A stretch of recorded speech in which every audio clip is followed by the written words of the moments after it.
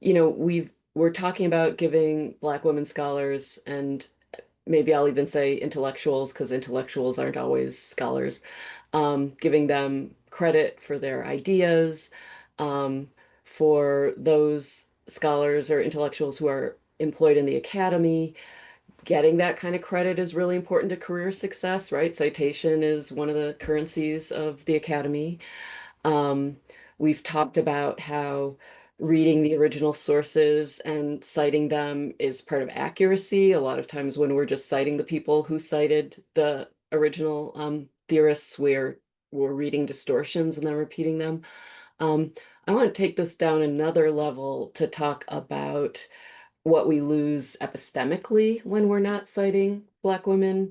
What do you think is unique about the intellectual production of Black women scholars that we stand to lose when we don't read and cite them? And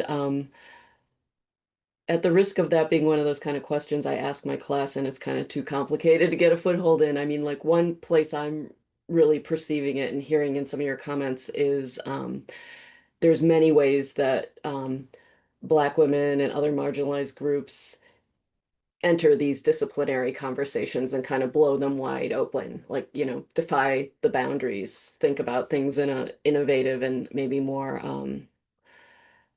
practice-oriented way. Um, but I'm sure you also have other ideas about when we don't hear those voices, it's a loss because of those individuals, but it's also a loss of a certain kind of knowledge. And I wondered if you could talk about that a little bit. Yasmin, I see you nodding. Would you mind starting us off? I had this conversation. I was on a panel for critical quantitative methodology and was talking about the Black women whose work has been foundational and like setting the foundation for this work that now is being co-opted. Mm, Um, and I talked about the idea to some extent, like what they were bringing was like an embodiment and embodied knowledge. Like people are like, how do I do this? How do I check these boxes? And I'm like, before we get there, let's think about who produced this and why, under what conditions.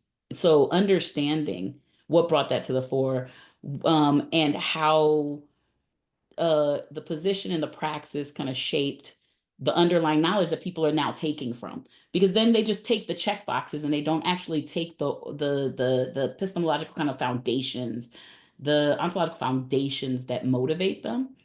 And they miss all of that along with missing honoring the people who like set the groundwork and do the labor of it rather than the like honoring of it, like the celebration of it. I see a lot of people and they're the face of something and they're not actually the ones doing the work or the labor of the work.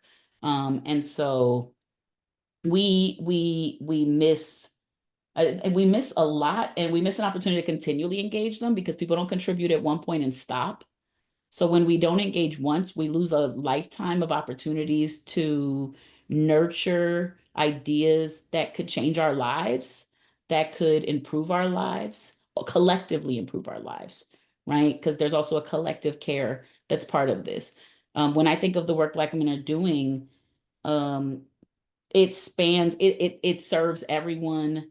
The Black women I know engage with more scholars across all kinds of boundaries than anyone else I know. Tend to do work that has an impact that benefits more people.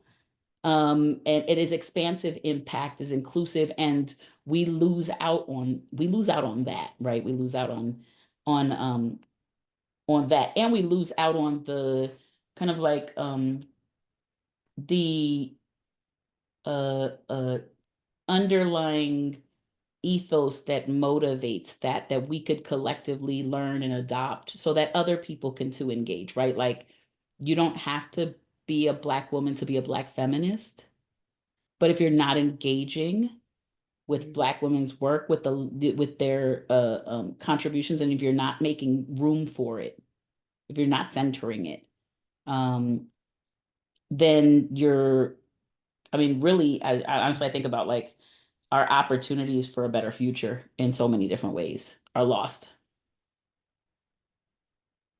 thanks. Whitney or Daisy, do you have thoughts about that? I also think, as someone that works with Central America, what we lose in translation or lack thereof, when there are people that claim to work with Black women in non-English speaking spaces and talk about them and for them and not to them or alongside, right? So we lose a lot of things in translation or interpretation when we're not citing the intellectuals from Black spaces because they're not academics.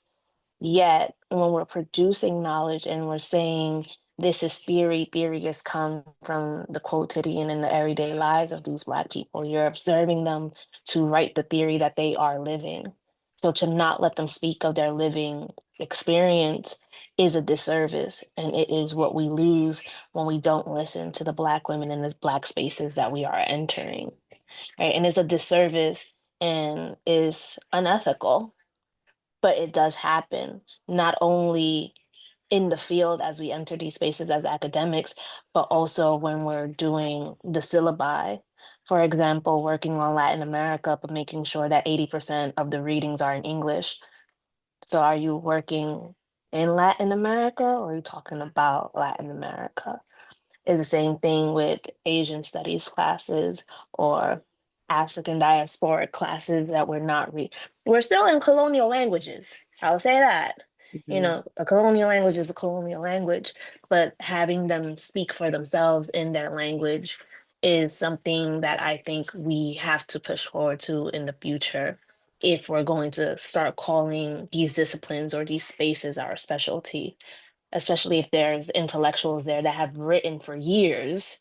Mm. And then there's new junior scholars saying, no one has written about this. There's a Black woman out there that has 15 books published about this. You are not saying anything new that she hasn't said before. I really appreciate that because I feel like I don't stop me if I'm putting words in your mouth, but what I hear you saying is that the failure to read and cite Black women is actually just one piece of kind of a larger practice of discounting knowledge based on who's producing it. And that goes all the way down to the people whose daily experiences inform, we might take them as our informants and not credit them for how they've informed us. Can I Whitney, just, yeah, I'll quickly add, because I've appreciated this whole conversation. Uh, Again, if you are familiar with the Combahee River Collective, you're familiar with the statement, if Black women were free, I mean, everybody else would be free. And the statement is all about this, but I know it usually just gets watered down to that one quote. The second part is like, since our freedom would necessitate the destruction of all systems of oppression. And I think that is really, in terms of like epistemological knowledge, especially in our fields, where it was never antithetical to doing good science if that science was direct action. Like that was always a part of it. And it was the idea that Black women understand various systems of oppression across race, across sex, across legality, across gender, across class, across geographic space. And so, because there are Black women who um,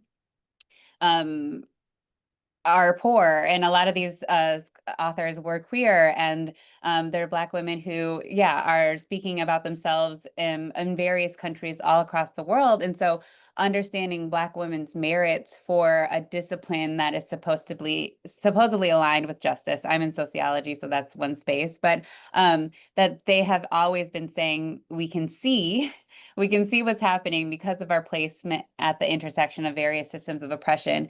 And then we see and we do, because that is never enough just to stop there. And so I think that's like what we can gain when we are centering Black women for the disciplines that we're in.